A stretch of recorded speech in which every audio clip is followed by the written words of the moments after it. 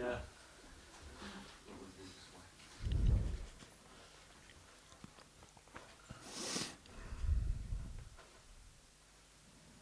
Question time.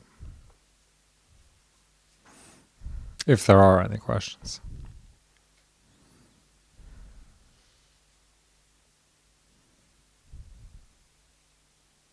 When you say feeling of the change, I hear. How do you know that? How do you feel that? I feel it in my body. Feel that there.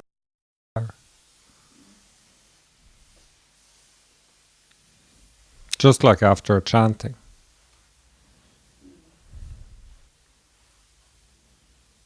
Like sometimes it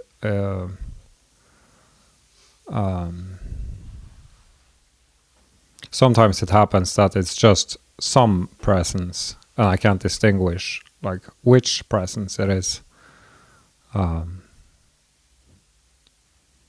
sometimes it's easier.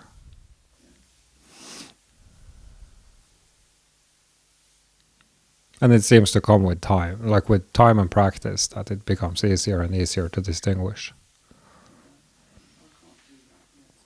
The easiest to start with distinguishing is between, for example, wrathful and peaceful, to get a sense of the difference, so that it's not just like one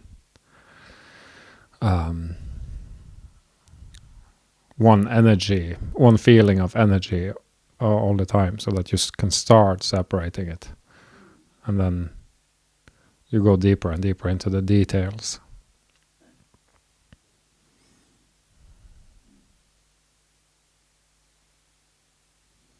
Matt, did you have? Yeah, I do have something.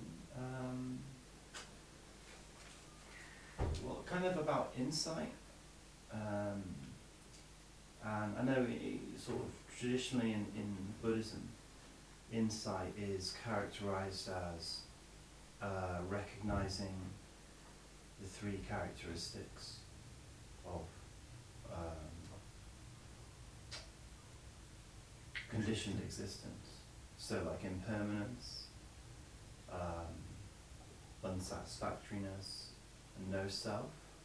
So that you identify those characteristics within your own experience. Like impermanence, for example. So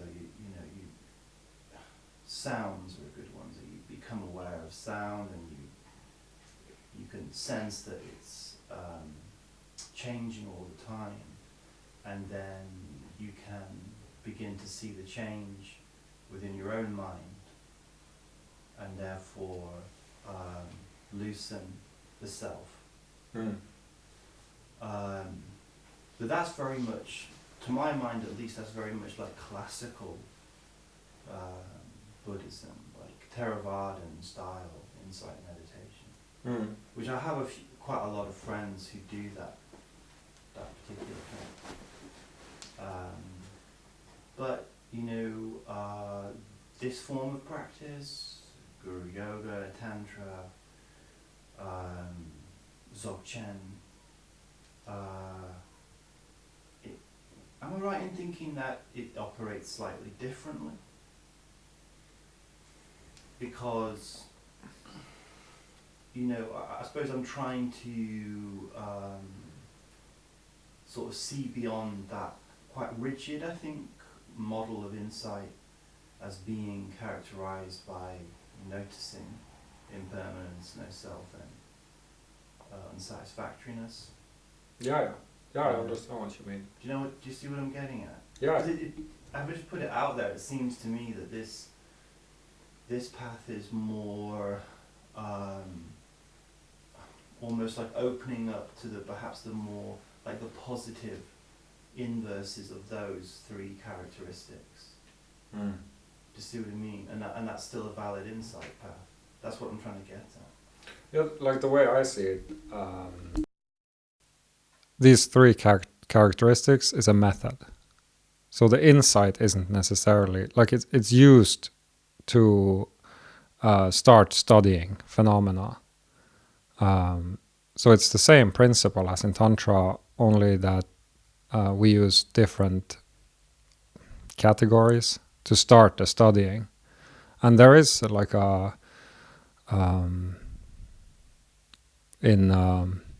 like there are sutric methods of vipassana also in tantric lineages, and they use different characteristics.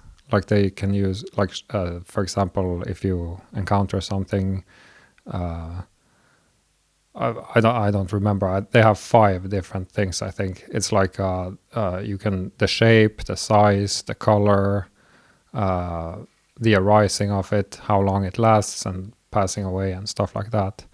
So it's just like an angle to start studying, the way I see it. So in Tantra, in our practice, in the tantric practice, the main angle is to start studying the energies as they arise. Like you actually invoke the energy, and then you feel it and study it in that way. But in two-part formula, we also use this classical approach of studying when the I arises. You can start feeling like using categories like, does it have an edge? Does it have a center? What's the feeling tone of it? How big is it? Where is it located?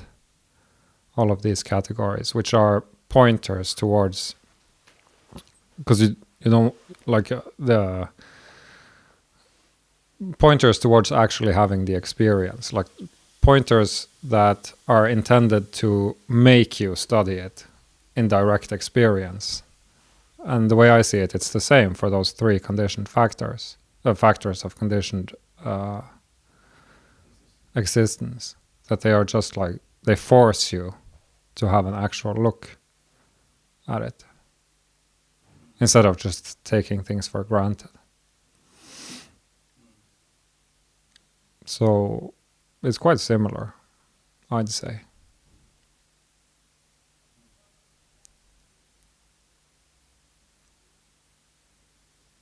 Well, the technique in Tantra is to notice the different energies.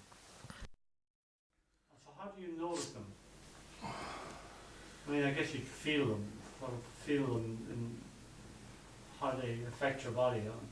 Yeah, you feel them within your body. If anything, when guiding beginners,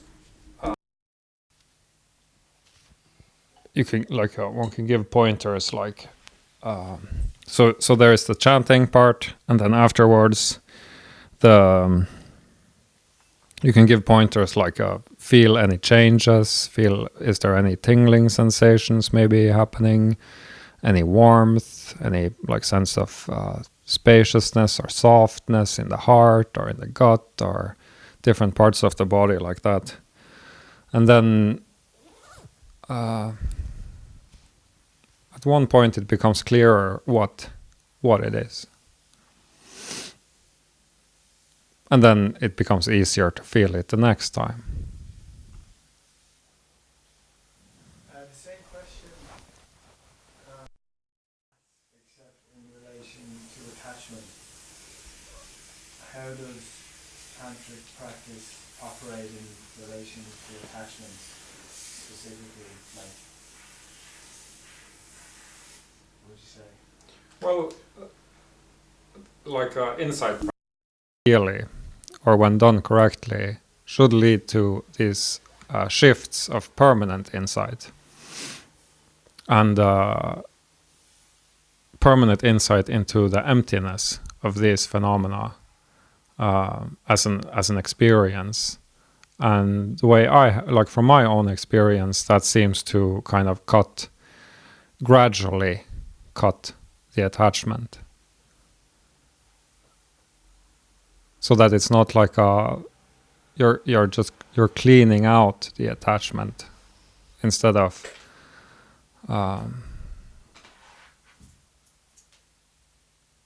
like I see on many groups on Facebook, people who struggle with attachment, and then they try to not be attached. but that seems a bit futile. Do you understand? Like making habits they're just creating habits that they think will like be a less attached habit. I don't know. Yeah, it's becomes a different type of attachment. Yeah. They're trying to avoid it instead of. Yeah, they become attached to not doing something. Yeah, but that's still ultimately an attachment. Yeah. But which sort of elements or parts specifically kind of work that side of us within the tantric? Like, which aspects of open heart and tantric, like, really kind of work on that side, you know, of our kind of shadow or whatever. Well,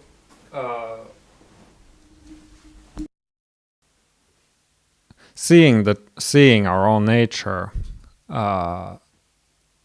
is a deeply cleaning experience. So all the practices that are intended to have glimpses of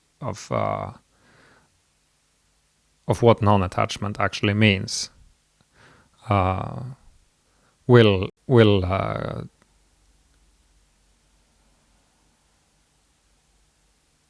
start working on those karmic grooves that cause attachment. Like, for example, so we usually say that, like conceptually, that there is a inner core to all the nadis and the energy body, and then there is that outer core with all the stuff stored. So if you activate the diamond core, then that has an effect on the outer like layers as well. But then we also have the deities that work similarly, but they have their kind of their own areas of expertise, so to speak. So if talking about deep shadows, then the wrathful ones go really deep into that.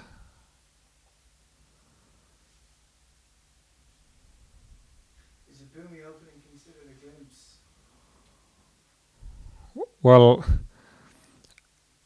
no and yes, I guess, because no, because there's a permanent shift taking place, but there is a period of being clearer before. So it's kind of both. But when I mean glimpses, I mean the impermanent, like just having a flash of, like just things falling away and then they come back. But insights, like, can also mean boomy openings, like the permanent insights. So they. Yeah. Boomy openings, permanent, irreversible, just like insight. Yeah. Yeah. Yeah, I usually use them interchangeably, insight and boomy openings. I'm just thinking of a better way of explaining it.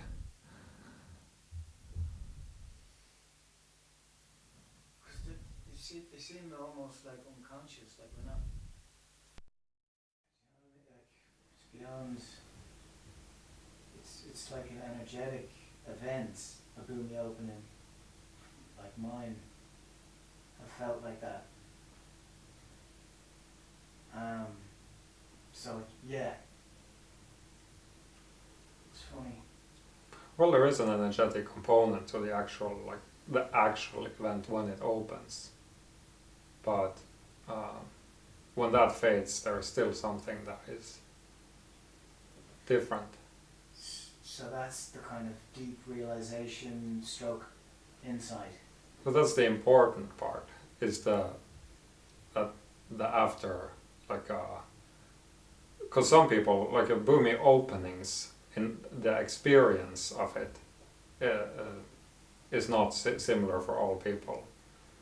Like some have more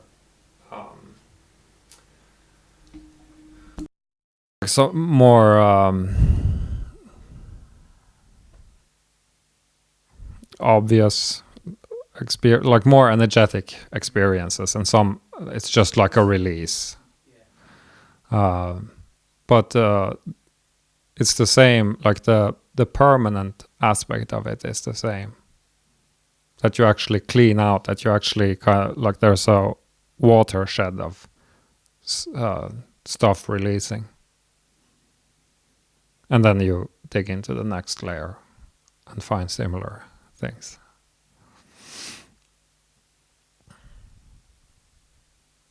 But it works like a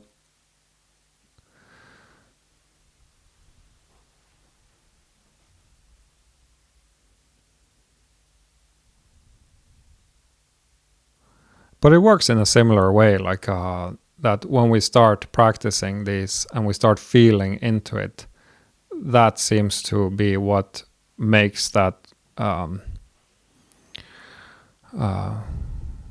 wheel of progressing on the path, like that process that keeps the that gives the momentum to actually start having these shifts. But people have shifts while using the three characteristics as their entry point as well.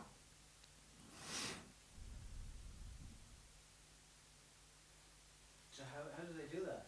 They just sit and ponder, or sit and concentrate, or vipassana, or what technique? How do they get shifts using the three characteristics in other paths? Well, it's just like we do when we when something comes up, and then you start feeling into it, like, and start exploring it. Like in the 2-part formula, that is Sutric Vipassana. So you just approach it, zoom in on it, and zoom out, see its relation to other energetic events in the body. You just study it. Is it right to say that we use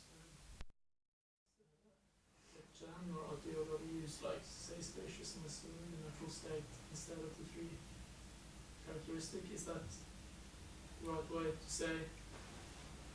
Or maybe when we start ourselves and we release tensions and then feel into we're applying some insight. But essentially, like Dzogchen practice and insight practice is a bit different, since you're actually not supposed to do anything. It's like more direct.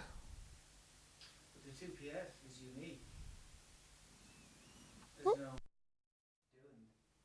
no doing. Yeah, not in that kind of formulation, no. No. And in this time, and as we know. Obviously, yeah. I think that's a good point about the Dzogchen practice sort of relating to insight. You know, I mean, how does insight arise when you're just sitting there doing nothing? Well, when the natural state appears, that clarity comes. That is the goal of Vipassana as well. That emptiness becomes very apparent. So that leads to insight. But we kind of like, there's insight as a method and insight as a result. And of course, Dzogchen Ati Yoga delivers the result. Without the technique. Yeah. If it actually, if the space opens up, like if the experience, if Ati Yoga is correct Ati Yoga. Yeah, Ati Yoga, you know how you give the sort of 3 pointers, knowingness, aliveness, and stability as being aspects of the natural state to look out for, become aware of in your Hatha yoga practice. But of course it seems to me that the actual result that you're talking about, the actual reality of the natural state, is that it's, you know, whatever you think that knowingness is, whatever you think that aliveness is, and whatever you think that stability is, it isn't like the real natural state. If it's a thought about it, you mean? Yeah, a thought or a kind of movement, like a movement towards getting a grasp of knowingness, you know. It's a contradictory practice. Right. So it seems. But there are also pointers to the experience, though. That's why they're being repeated. But it's difficult to let go. It's difficult to let go of those pointers and Right, actually and actually find the real thing. You know, perhaps you're having some tips, you know, to actually discover the reality of the natural state. Well, I think it's that's acceptance. You just accept that it is. The mind thinks it's boring. My mind might think that it is boring. The natural state. My mind might think it's boring. Yeah.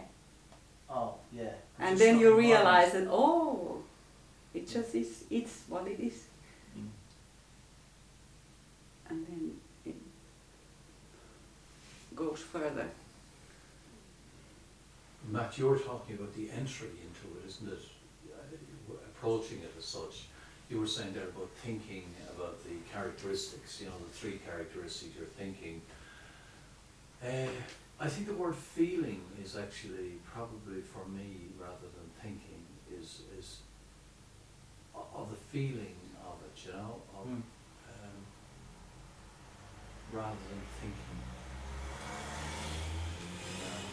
Now it just occurred to me when you're using the word thinking there that for me, I kind of don't think, it's a feeling that I actually get with it, you know?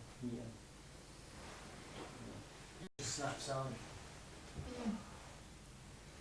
Right, so. Well, it starts with a kind of here with a brightness or a, you know, it's a feeling of lightness and. Yeah, but it just snaps on. It just occurs without Volition. any having to do anything. Without having to think about it as Yeah. such.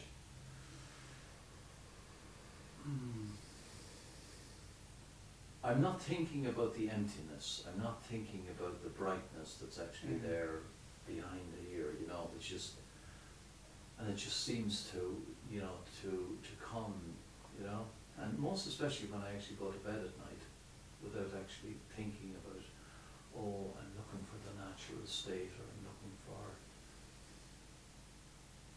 There is something that actually triggers, you know, that's a point where I actually find I'm nearest to it, you know, at that particular point.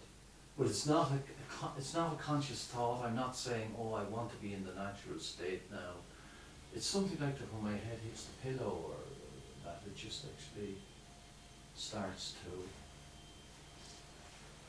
I think I don't know. It's just that difference between thinking and feeling it. You know. Yeah. Sometimes I use those three things as like a leading.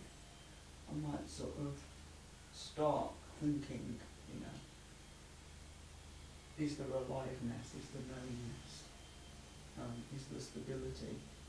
And then I drop that and then sit and then see what happens, sort of thing. I don't know whether that's a useful thing to do. It seems useful to me as a leading sort of Yeah, the idea is to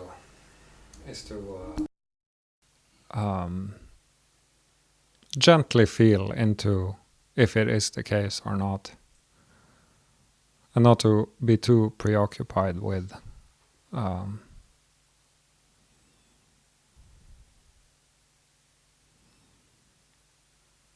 with like answering, like if during meditation the question is there aliveness, then you just feel it and then you let go of the kind of idea of the result of having to find an answer to it. But they are leading like pointers. Is that like inquiry? Is that the compassionate They're just or technique? Is self-inquiry? Is observing? Is that what you're referring to? they're just pointers to guide towards that recognition of what is already there. I think the more that you practice it, the more you trust that process. You know, Yeah.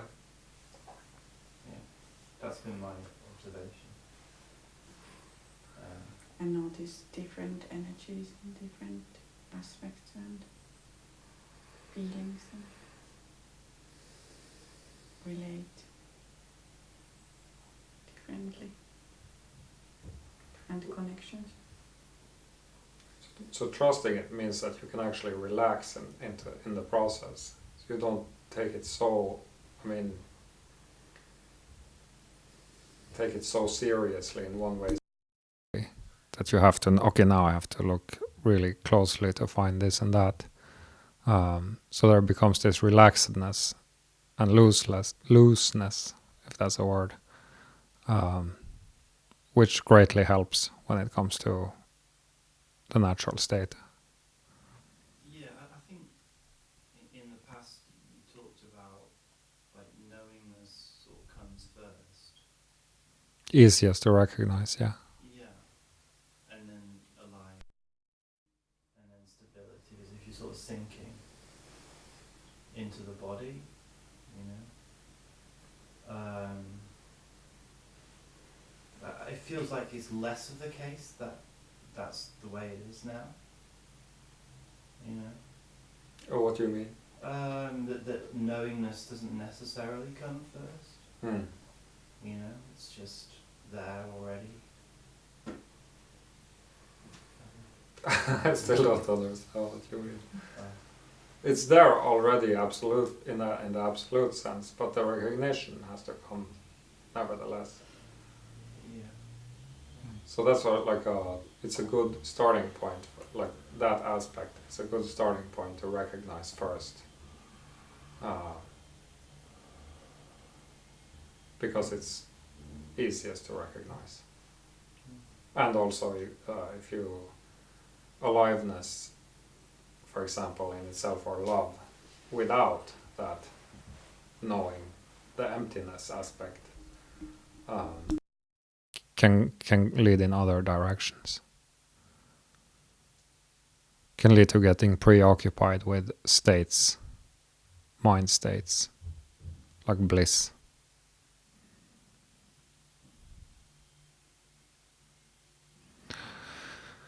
But yeah, no, what I mentioned was that I think it was this morning that like you start by popping a hole here, and then that gradually expands to the whole body, and it becomes easier to feel the love, and with that, those two comes the stability, in my experience.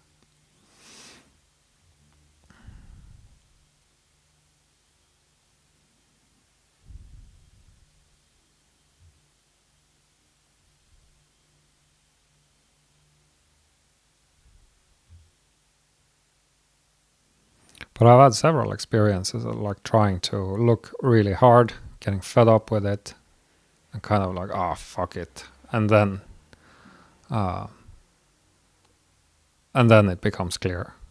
like also I had a friend who did guidance to awakening, or he was being guided, and he was looking and getting like really worked up and really fed up with it until he said fuck it, and then it popped. Like I don't want to watch this anymore. I don't want to look. It's surrender, isn't it? It's a surrender. Yeah, The whole thing is surrender. yeah. Surrendering ego, surrendering control, like dropping energetically, and then it happens. Yeah, I mean, it's darkest before the dawn.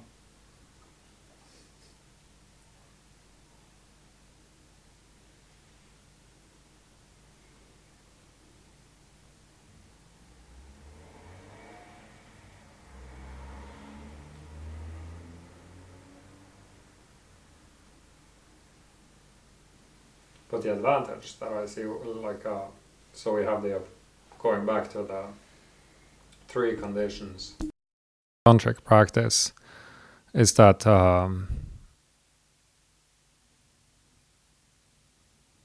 these 3 conditions can only take you so far because you have to have something to study that is kind of concrete enough to study. And without tantric practice, it seems that it's much harder to make like non-objects visible, concrete enough to study them. I'm talking about the layers outside of the body, like the mud or the clouds that are not necessarily very concrete. So it's difficult to say to sit down and just are they permanent? Are they? Unsatisfactory. Yeah. But with the help of wrathful deities, they become intense enough to study.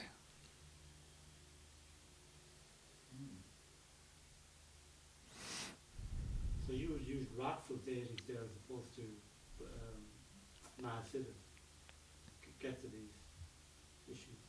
Yeah, I would use both. Do you ever do like mix guru yoga and deity yoga? So you know, you say we did like Guru Rinpoche. Would you ever do like Guru Rinpoche and you know Vajrayogin or something like that in the same? As a you mean like a mantra? Yeah. I haven't done that, but I have combined them in the same practice. Yeah, there is a Rinpoche posted, I think, 2 or 3 years ago. This 3 Kaya Guru Yoga, which means the Guru Yoga of the 3 bodies, and then you can. It is on the wall of Open Heart Sangha. So if you scroll down, eventually I think you will find it.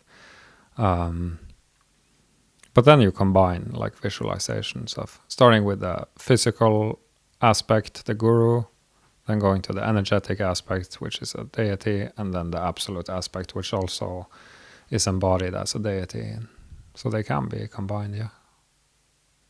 But I haven't combined them in that sense. But we combine them every time by asking for blessings before practicing deities.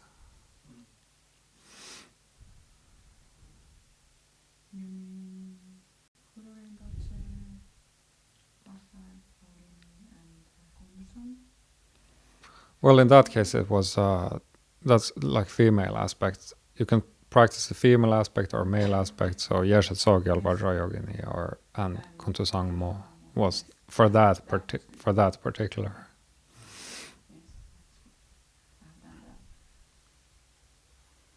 That's why we have those 3 there.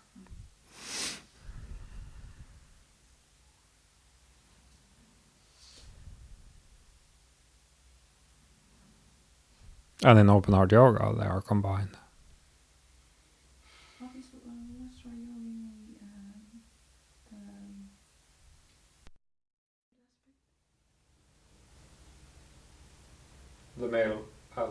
The male counterpart, Dojo Drolo.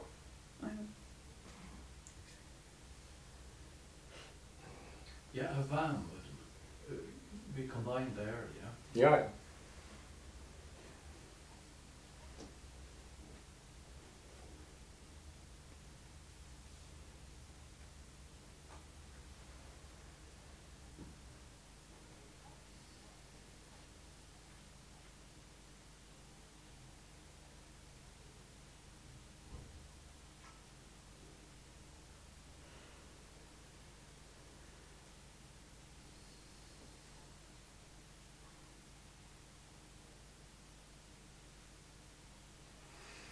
Anything else?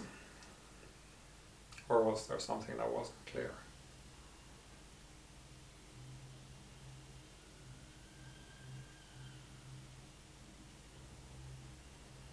I just think it's hard for us to get our heads around so much of this stuff because we're brought up in the West with different, like you were talking about, you know, Norse mythology, and we're raised on Western traditional archetypes and stories and novels and films, and then, you know, we're conditioned by that type of storytelling and the way we extract meaning, get through life, and then these Eastern practices and philosophies are so much older and they're alien, like it seems to me, and I'm using my sort of Western conditioned head to try and get my head How they work. understand this stuff. It's just like it's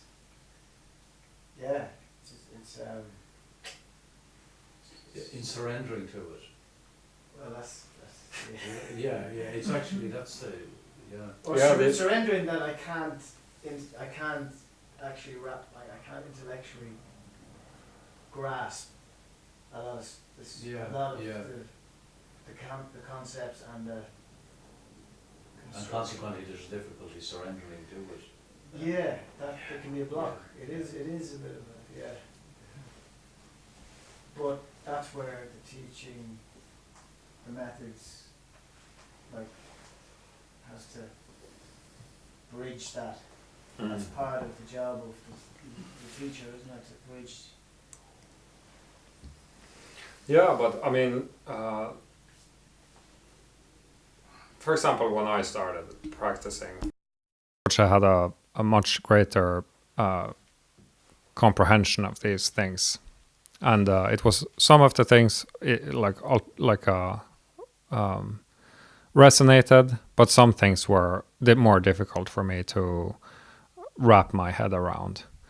But the way I kind of dealt with it was just finding a way to understand it as a working hypothesis, like something that kind of makes sense, as long as and allows for further practice. And then the hypothesis change and they develop until more like understanding develops with practice. And I don't think it's possible. I mentioned yesterday, I don't think it's possible to understand all of it while still being in the process. But explain it in a way that works. In the dark, like it feels like that. So What was that? you're kind of mining, like digging, you know, a tunnel, like it's dark, like it's like you're, you know. Yeah. But you have intuition where to go. So Yeah. you have to have surrender to the intuition. Yeah. And I think that is the main part Yeah. also. Yeah, and you see that it's like there are these signposts that suggest whether the practice is working or not. It encourages. Yeah. Yeah. So if it's working, you continue in the Yeah. same direction. If not, then have to tweak it somehow.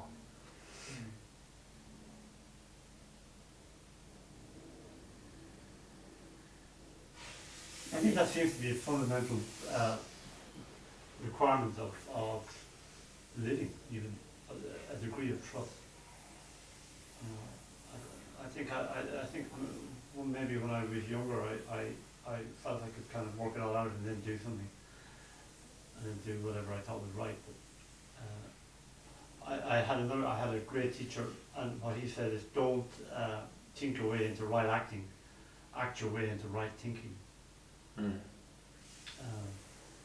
I think that's a working hypothesis. Yeah, for you living. can't start out with all the information. It doesn't seem to work that way.